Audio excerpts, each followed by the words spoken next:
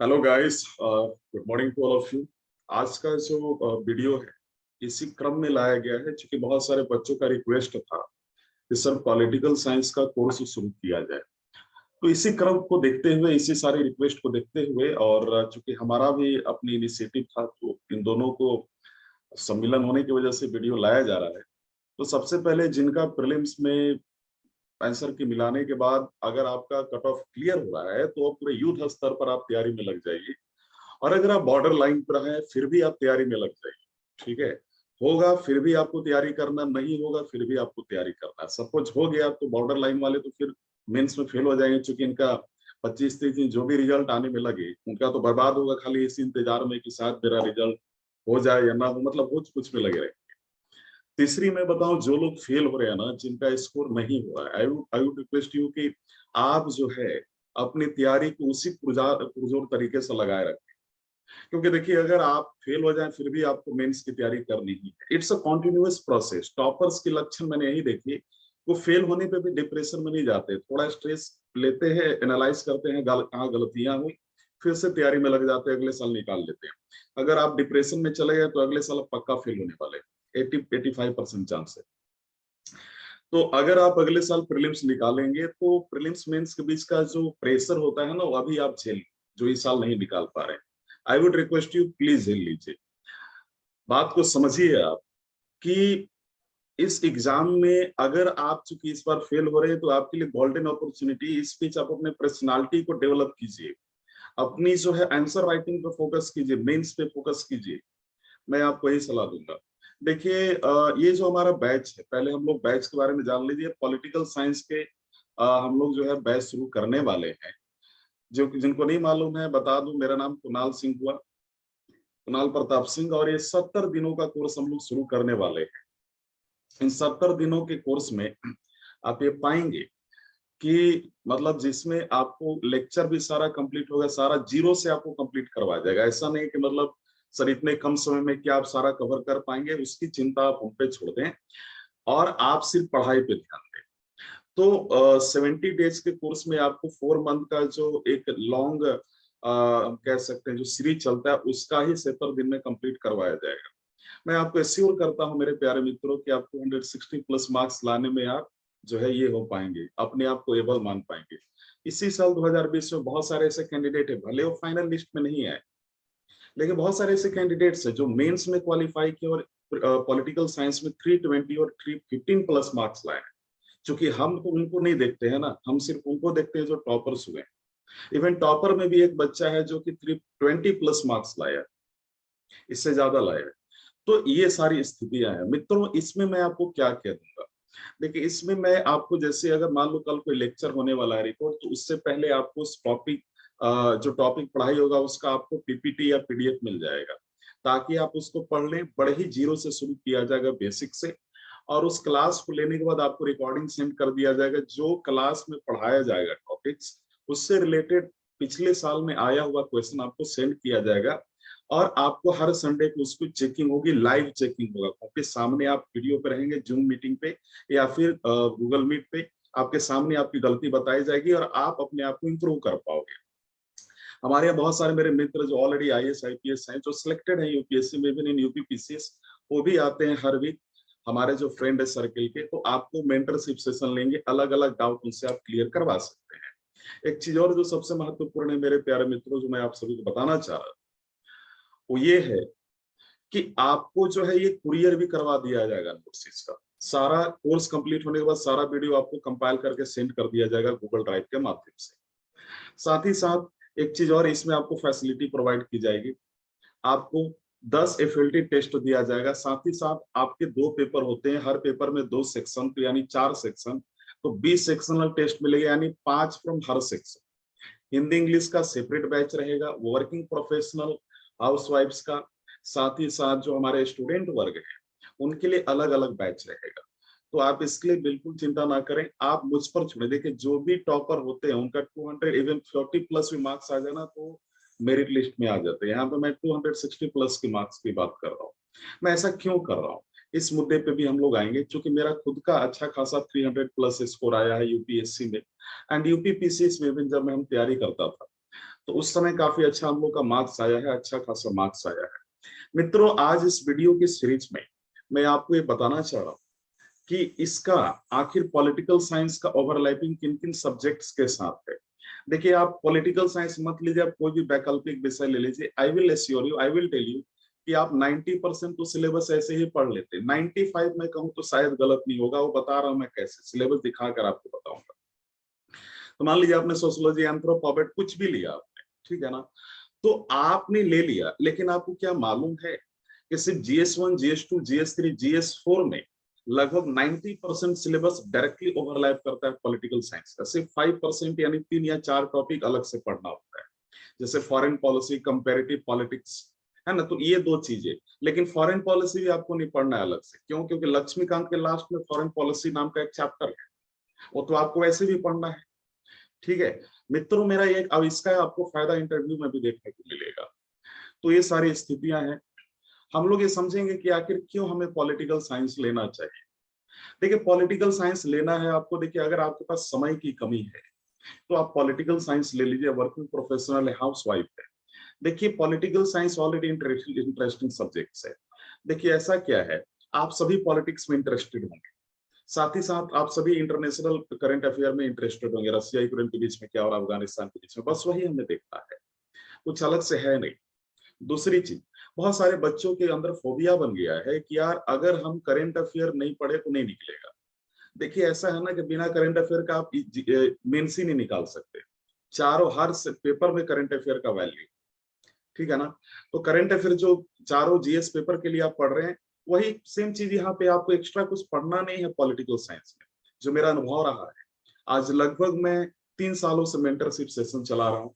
हमने कम से कम 50 से 60 बच्चों का सिलेक्शन करवाया है। करवाया क्या है, वो अपने मेहनत से निकले हैं, ये कहना गलत होगा।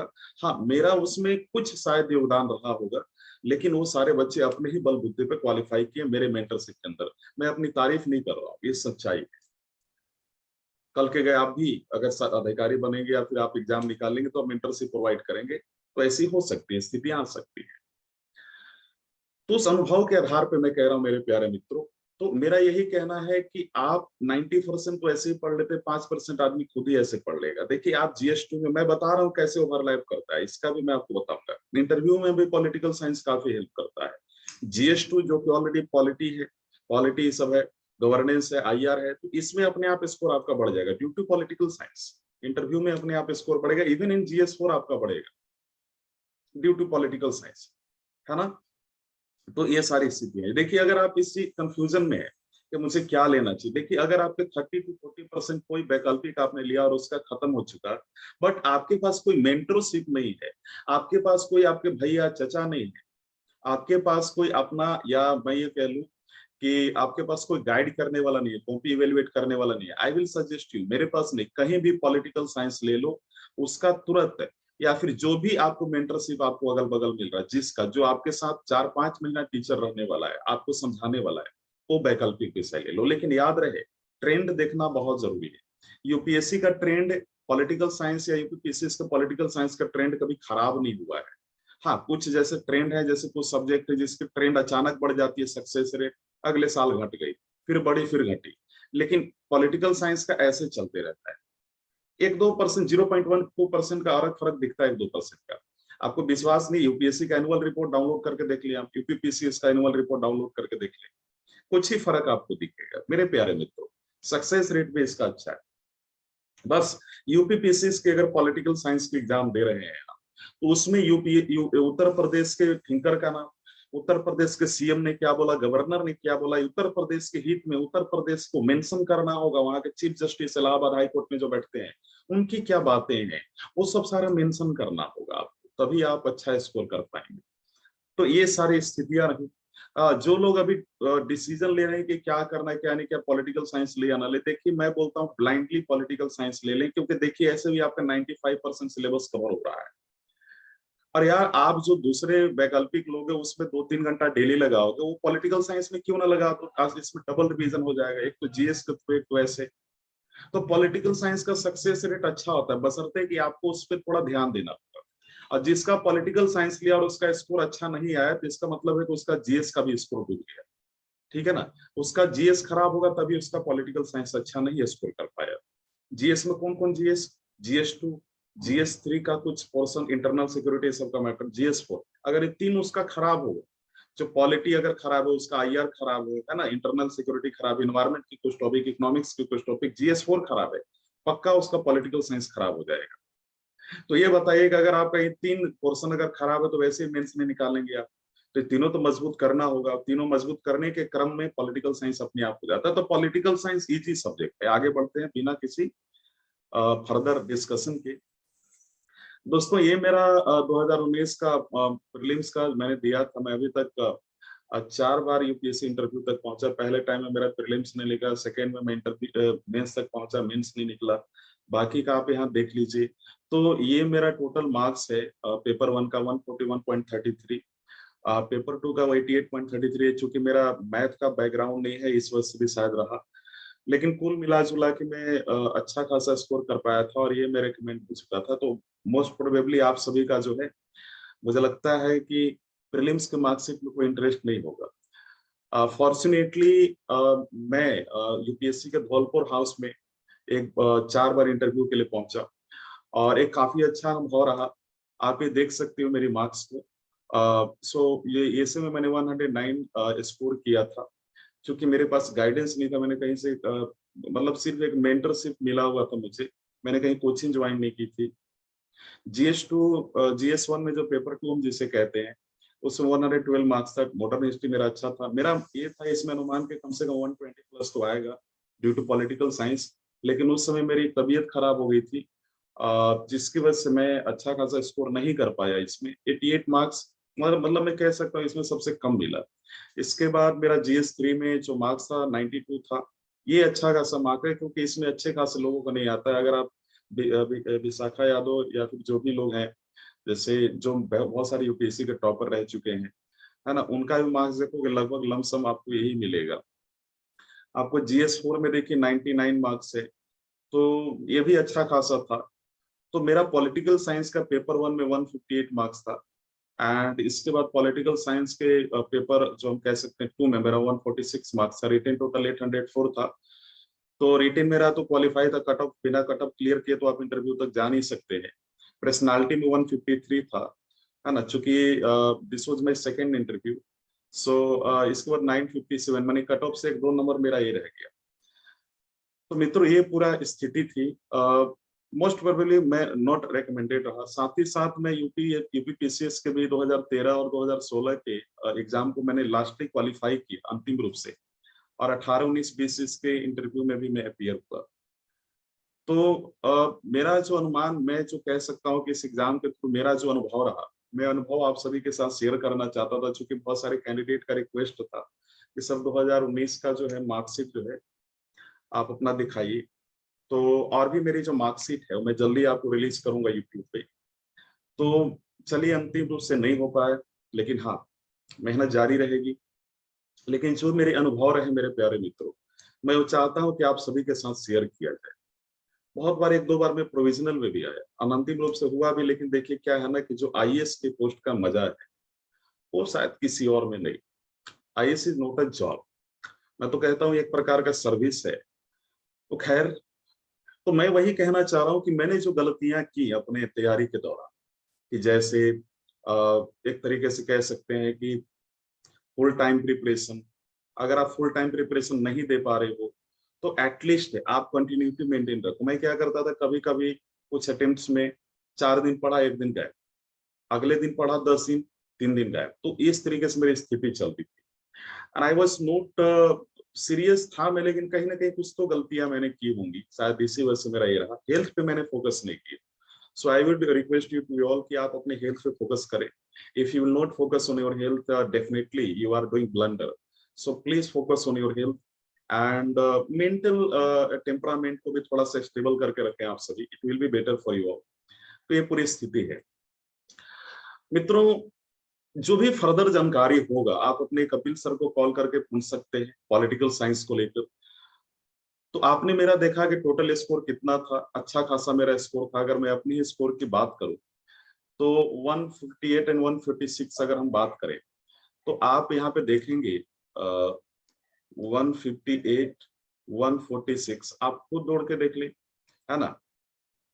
तो 304 के आसपास में जो है मेरा मार्क्स आया है, तो ये कोई बड़ी बात नहीं है। इसके बाद मेरा अगले वाले सारे अटेम्प्ट में 320 फिर 330 प्लस आया। मैं उसका भी मार्कशीट आप सभी के साथ रिलीज करूंगा। लेकिन देखिए, सिर्फ पॉलिटिकल साइंस में स्कोर करने से नहीं होगा ना, आपको जीएस में भी अच्छा प्रदर्शन करना होगा। आप तो छोड़िए, आपको कट ऑफ क्लियर करना होगा, तभी आप आगे कुछ कर पाएंगे। खैर, ये तो सारी स्थितियां रही। तो आगे हम लोग बढ़ते हैं फिर। मित्रों, आप यहाँ पे देख सकते हैं, ये पेपर 1 है, पेपर 1 का सेक्शन है। अभी मैं सिर्फ आपको दिखाऊंगी कि कौन कौन से ओवरलैप कर रहे हैं। देखिए, पूरे जीएस 2 से ओवरलैप कर रहा है ये सारा। क्योंकि अगर आप पॉलिटी पढ़ रहे हैं लक्ष्मीकांत, तो उसके साथ आपको कुछ अलग से एनसीईआरटी की बुक्स पढ़नी होती है। बिना एनसीईआरटी को मजबूत किए बहुत कम ही लोग ऐसे होते हैं जो एनसीईआरटी ना पढ़ के एग्जाम निकाल ले। एक्सेप्शन केस है, हमें एक्सेप्शन पे भरोसा नहीं करना है। क्लास 11 की 2 किताबें, पॉलिटिकल थ्योरी और इंडियन कॉन्स्टिट्यूशन एक्ट, मित्रों ये दोनों किताब को आप पढ़ेंगे तो आपको ये टॉपिक तो मिले, ये टॉपिक आपको वहां मिलेगा, ये टॉपिक, ठीक है। और इवन ये टॉपिक मिल जाएगा। साथ ही साथ लक्ष्मीकांत पढ़ेंगे तो सारा टॉपिक आपको वहां पे मिल जाएगा, ठीक है ना। और बाकी बात रहा कि इसके सिद्धांत प्रकार का, तो ये सिद्धांत प्रकार है, ये सारा 11th क्लास में मिल जाता है। तो 11th क्लास की किताब में ये वाला जो आपको यहाँ दिखाई दे रहा है, जीएस 4 से बिल्कुल कोरिलेटेड है। जीएस 4 से ओवरलैप करता है ठीक से, क्योंकि ये सारे लोग हैं अपना वहां पे थिंकिंग देते हैं, कोट देते हैं, कोटेशन वहां पे इनका बड़ा काम आता है। इनके बारे में हालांकि जानना भी है जीएस 4 में, अलग अलग उदाहरणों के रूप में। तो वही चीज इंग्लिश में है, देख लीजिए यहाँ पे, ये पूरा जीएस 2 से है and blue one is from GS 4। तो ये तो पूरी स्थिति हो गई। अगला ये मैं अभी पेपर 1 का सेक्शन ही मैं देख रहा हूँ। इसके बाद आगे चलते हैं हम लोग। देखिए यहाँ पे ये पेपर जीएस 1 से बिलोंग करता है, भारतीय राष्ट्रवादी, देख रहे हैं आप। इवन अगर मैं बोलूँ तो ये भी आपका जीएस 1 में, क्योंकि स्पेक्ट्रम में मेंशन है ये, जो राजीव वहीर वाली। तो ये जीएस 2 से पूरा आपका ओवरलैप करता है, पूरा टॉपिक ओवरलैप करता है। आगे देख लेते हैं, इसको इंग्लिश में देखते हैं। तो यही मित्रों आप यहाँ पे देख रहे होंगे, ये भी आपका जीएस 1 से ओवरलैप करता है, इवन साइड में है भी, ये जीएस 2 से ओवरलैप करता है आपका। फिर आगे बढ़ते हैं, पेपर 2 का जो सेक्शन ए है, ये पूरा जीएस 2 से ओवरलैप करता है। थोड़ा सा सिलेबस के नीचे जाके देख लीजिए, जीएस 2 में पॉलिटी गवर्नेंस के नीचे आपको सारा मिलेगा। इसके बाद आप आगे बढ़े तो मित्रों ये आप देख रहे हैं पूरा ये जीएस 2 से ओवरलैप कर रहा है, इसको भी आप देख लीजिए। तो इसके बाद आप आगे बढ़े तो ये आपका पेपर 2 का सेक्शन बी है, जो पूरा ये आप देख रहे हो, ये सारा आपका जो है करंट अफेयर से, मतलब डेली आप करंट अफेयर पढ़ते हो ना, कहीं से इनसाइट से पढ़ रहे हो, या फिर आईएस बाबा से पढ़ रहे हो, या फिर आपने कोई भी news paper, the Hindu, Indian express, live minute ले लिया, तो यार वहां से आप ये पढ़ ही रहे हो ना, तो वहां से तो कवर हो ही जाता है। इसके लिए कोई याद नहीं करना है, यहाँ पे फैक्ट, यूपीपीसीएस में सिर्फ प्रीलिम्स में फैक्ट याद करना होता है, ठीक है ना। आपको यहाँ पे सिर्फ वही जो प्रीलिम्स में जो फैक्ट याद थे उसको यहाँ पे सिर्फ अप्लाई करना है। यहाँ पे कंटेंट देखिए, कोई भी अच्छा कंटेंट यूज करके परफेक्ट आंसर नहीं लिख सकता, बस कोशिश कर सकता है। और सभी लोग एवरेज लिखते हैं। जब आंसर राइटिंग करोगे ना 10 क्वेश्चन के बाद ना आपका दिमाग ब्लैकआउट हो जाएगा, दिमाग ही काम नहीं करेगा, ऐसा हो जाता है। 3 घंटा लिखना है, 20 क्वेश्चन, 25 क्वेश्चन, वही सारी स्थिति है। तो मित्रों आप यहाँ पे देख सकते हैं, ये आपका 1 सेकेंड, ये जो देख रहे हैं ये सारा जो है करंट अफेयर से। अब अगर आप मुझसे पूछोगे कि सर देखो ये वाला जो टॉपिक दिखाई दे रहा है ना, फॉरेन पॉलिसी ऑफ अमेरिका, ये थोड़ा अलग से टॉपिक है, ये अलग से आपको पढ़ना पड़ेगा। इंडिया के फॉरेन पॉलिसी लक्ष्मीकांत में मेंशन है अलग अलग कंट्रीज के साथ, ठीक है। ये सारा करंट अफेयर में देखते हैं, सब अलग से ऑलरेडी आपको पढ़ा हुआ होगा, ठीक है ना। तो आगे हम लोग देखते हैं, ये जो आप दिखाई दे रहा है संयुक्त राज्य अमेरिका, ये वाला, ये आपको थोड़ा सा अलग से पढ़ना है। और ये वाला जो दिखाई दे रहा है इंटरनेशनल रिलेशन, ये तो ऑलरेडी उसमें दिया है आपका। हाँ, लेकिन ये वाला जो है ना मेरे प्यारे मित्रों, ये वाला, ये चीज सिर्फ आपको अलग से पढ़ना है, ये वाला। बाकी सारा तो यहाँ पे दिया हुआ है आपका ऑलरेडी, सारा जीएस से ओवरलैप कर रहा है। तो ये 2 टॉपिक आपने अभी तक देखा, अलग से पढ़ना है। ये देखिए, ये वाला टॉपिक है ना, ये टॉपिक पढ़ना है। फिर इसके बाद आगे बढ़ते हैं, इसमें सारा आपको ओवरलैप कर रहा है कंप्लीट, इस सेक्शन का, इस सेक्शन का कंप्लीट ओवरलैप कर रहा है जीएस 1 एंड जीएस 2 से। इसका भी, इसमें सिर्फ आपको ये वाला अलग से पढ़ना है, मैं कह सकता हूँ। तो 3 टॉपिक हुआ खूब से खूब जो अलग से पढ़ना है। और खाली थ्योरीज देख लेना, थ्योरी ज्यादा नहीं, 1 पेज का है, 1 डेढ़ पेज का। तो कह सकते हैं कि अगर थ्योरीज को सारा मिला ले तो टोटल जो है मुझे लगता है कि टोटल 20 पेज या 25 पेज जो मेरा नोट्स है उसको अलग से पढ़ना है, और मेरे ही नोट्स को पढ़ना है। 1000 पेज का नोट्स है, उसको पढ़ के कंप्लीट करना है। आपको एश्योर कर रहा हूँ इस नोट से बाहर नहीं आएगा। अरे भाई आप ये देखो ना कि यूपीपीसीएस के पॉलिटिकल साइंस के पिछले 5 सालों का पेपर उठा लो, हर साल आपको 18 से 19 क्वेश्चन तो ऐसे मिलेंगे जो बस रिपीटेड हो रहे हैं, इनके पास कंटेंट है कहाँ, एक दो क्वेश्चन सिर्फ नया डाल देते हैं। बाकी जो डायरेक्टिव्स है डायरेक्टिव चेंज कर दे, जैसे लास्ट ईयर विवेचना करना था, इस साल आपको दे देंगे कि व्याख्या करें या प्रकाश डालें। लास्ट ईयर था क्रिटिकली एग्जामिन, तो इस साल दे देगा इवेल्युएट करें। बस यही है, क्वेश्चन इधर उधर घुमा देंगे, बस कंटेक्स्ट वही रहता है मेरे प्यारे। तो आपको टेंशन नहीं लेना है। अब बात रही कि भाई क्या हम अभी से, अगर मेरा पॉलिटिकल साइंस कंप्लीट नहीं हुआ है पहले से और इस साल मेंस देना है, क्या मैं स्कोर कर सकता हूँ? देखिए बिल्कुल, मेरी जो क्लासेस है ना डेली चलेगी। और आप, कुछ बच्चे तो सोचते हैं कि क्लास क्यों नहीं हो रहा है, क्लास क्यों नहीं हो रहा है। मेरे यहाँ तो इतना क्लास हो जाएगा कि आप खुद तंग हो जाएंगे कि यार डेली क्लास चल रहा है। So I am not appreciating myself, but हाँ मुझे लगता है कि अगर आप मेरे यहाँ एडमिशन ले रहे हो तो कोई भरोसा करके ले रहे हो। मैंने बहुत सारे कैंडिडेट्स को देखा है कि वो अपना कुछ ना कुछ बेच कर, माँ बाप गरीब की कहीं ना कहीं से पैसा जुटा कर जो है बच्चों को पढ़ाते हैं। तो यार देखो, अगर मैं कमा रहा हूँ ना तो मतलब ईमानदारी से कमाना बेटर होता है। तो मैं इसलिए नहीं बोल रहा हूँ ताकि लोग मेरे पास आए, नहीं नहीं ऐसा नहीं। मतलब मैं चाहता हूँ कि बच्चे पढ़े, और खास करके अगर आपके पास मनी नहीं है, किसी न किसी प्रॉब्लम है, डेफिनेटली मैं कह रहा हूँ मैं ऐसे बच्चों को बहुत हेल्प करता हूँ। कि अगर आप किसी न किसी प्रॉब्लम में फंसे हैं बट आप पढ़ना चाहते हैं, अंदर से इच्छा है, बेझिझक आप कॉल करें कपिल सर को। कपिल सर आपको डेफिनेटली हेल्प करेंगे। और साथ ही साथ बस अंदर एक इच्छा रखो, जब बन जाओगे ना तब की तब देखेंगे। क्योंकि एक दिन ना एक दिन, देखो ऐसे जो बच्चे होते हैं ना जिनके अंदर आग होती है, पढ़ने की ललक होती है, लेकिन कहीं ना कहीं किसी न किसी ऑब्स्टेकल के कारण नहीं पढ़ पाते हैं, ऐसे लोग ज्यादातर अधिकारी बनते हैं, देखा गया। क्योंकि इनके अंदर प्रेशर रहता है, कभी भी आराम ही नहीं करते हैं। तो आप बेफिक्र रहें, जैसे भी आप हमारे छात्र हैं, आप बेफिक्र होकर हमें कॉल करें, और हमारी पूरी कोशिश रहेगी कि आप सभी की परेशानियों को हल करके आपको पढ़ाई की दिशा में आगे बढ़ाया जाए। मित्रों, मैं यहाँ पे किसी टॉपिक को इंट्रोड्यूस नहीं करूंगा कि ये टॉपिक क्या है, क्योंकि बहुत सारा समय लग जाएगा। ठीक है ना, कि वे प्लेटो कौन है, पॉलिटिकल थ्योरी क्या है, ये सब समझाने में बहुत सारा समय आपको लग जाएगा। तो मैं इसमें आपका समय नष्ट नहीं करूंगा। हाँ, कुछ टॉपिक के बारे में आपको मैं बता दूं, ये सब तो आप पहले से जानते हैं। थ्योरीज ऑफ इंटरनेशनल रिलेशन, तो भाई अलग अलग थिंकर ने अलग कुछ थ्योरीज दिया है इंटरनेशनल रिलेशन का। हाँ, कुछ अलग से आपको 10-15 जो अभी हाल के समय के जो थिंकर हैं उनके बारे में आपको पढ़ना होगा, जैसे हर्षदीप पंत, उपेंद्र यादव, उपेंद्र शाह, भिखू पारेख, इन सभी लोगों के बारे में आपको थोड़ी जानकारी है, क्या बोलते हैं, शशि थरूर। तो इनकी बातों पे हमें ध्यान देना होगा। इवन आपके जो मिनिस्ट्री ऑफ एक्सटर्नल अफेयर के जो हमारे मिनिस्टर हैं, जो हमारे एस जयशंकर साहब हैं, प्रधानमंत्री जो हमारे प्रेसिडेंट अभी होने वाले हैं, द्रौपदी मुर्मू आई थिंक, और हमारे जो यशवंत सिन्हा, इन दोनों में से देखते हैं कौन जीतते हैं। इसके बाद जो भी प्रेसिडेंट होंगे उनकी बातों पे आपको फोकस करना है। फिलहाल तो रामनाथ कोविंद की बातों पे ही फोकस करना है, क्योंकि जुलाई के लास्ट में इलेक्शन होगा। फिर इसके बाद आप चीफ जस्टिस ऑफ इंडिया, अलग अलग जो कैबिनेट मिनिस्टर्स हैं, इनकी बातों पे फोकस करें मेरे प्यारे मित्रों। तो ये जो आप यहाँ पे देख रहे हैं, तो ये सारी चीजें जो ऑलरेडी है, जैसे यहाँ पे आपको WTO देख रहा है, इसको पहले गेट के नाम से जाना जाता था, लेकिन बाद में 1995 में गेट को एक नई संस्था के अंदर कर दिया गया, WTO के अंदर। और इंडिया इसका फाउंडिंग मेंबर था, वर्ल्ड ट्रेड ऑर्गेनाइजेशन, विश्व व्यापार संगठन, general agreement and tariff and trade. तो इसके अंदर WTO के अंदर गेट को तो शामिल किया गया, एक और एक संस्था को शामिल किया गया, ट्रिप्स, ऐसे 2-3 संस्थाएं और हैं। तो ये सारी चीजें ऐसी की गई। तो ये वाला आप देख ही रहे होगे। अगला आप थोड़ा सा देख लो यहाँ पे, देखिए ये वाला जो आप विदेश नीति, अगर मैं इसकी बात करूं तो भाई देखिए विदेश नीति क्या होता है। भाई सिंपल सी बात है कि आपके घर के अगल बगल 10 पड़ोसी होंगे, हर पड़ोसी के साथ अलग अलग रिश्ता होगा, हर पड़ोसी कोई दुश्मन भी होगा। ऐसे होते हैं लोग जो मतलब थोड़ा एनिमी टाइप का बिहेवियर होता है, और कुछ ऐसे होंगे जिनके साथ, अब ये आप अलग अलग पड़ोसी की महत्वता को देखते हुए, अपने इंटरेस्ट को देखते हुए, अपने हित को देखते हुए उनके साथ रिलेशन कैसे मेंटेन करना है, इसके बारे में भी आप सोचते होंगे। तो सेम चीज फॉरेन पॉलिसी में भी होता है कि इंडिया भी वैसे ही करता है।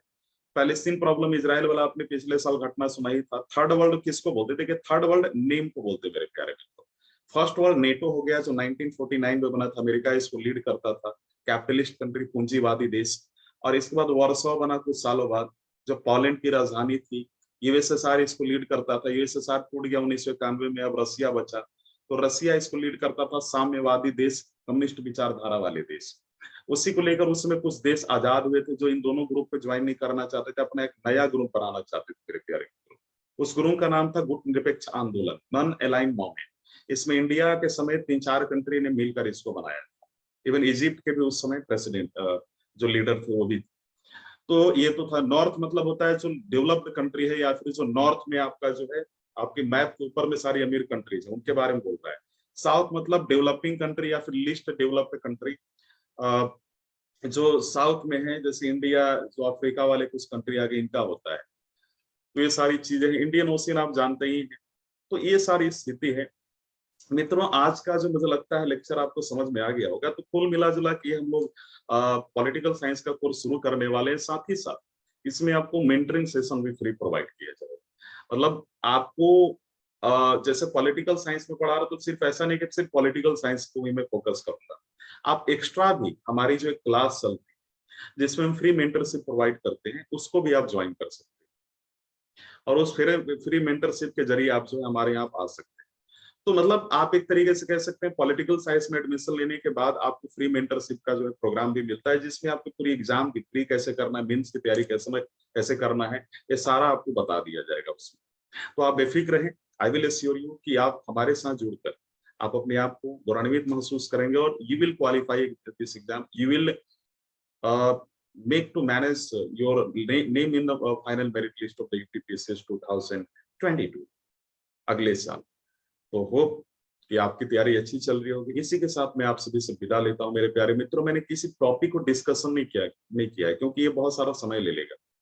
लेकिन हाँ, एक चीज मैं आपको बोलूं कि पॉलिटिकल साइंस लेने का एक फायदा होता है कि आप बाद में पछताएंगे नहीं। जैसे बहुत सारे लोग होते हैं बोलते हैं यार मैं इसलिए फेल हो रहा हूँ क्योंकि मेरा वैकल्पिक अच्छा नहीं है।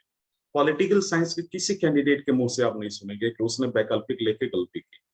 क्योंकि अगर आपको लग रहा है शुरू में कि मैं गलती कर रहा हूँ इसको लेकर, आप लेकर दे तो आपको अपने आप रियलाइज होगा यार ये तो बहुत इजी है, इसमें अच्छा खासा मैं स्कोर कर सकता है। इवन स्कोरिंग है।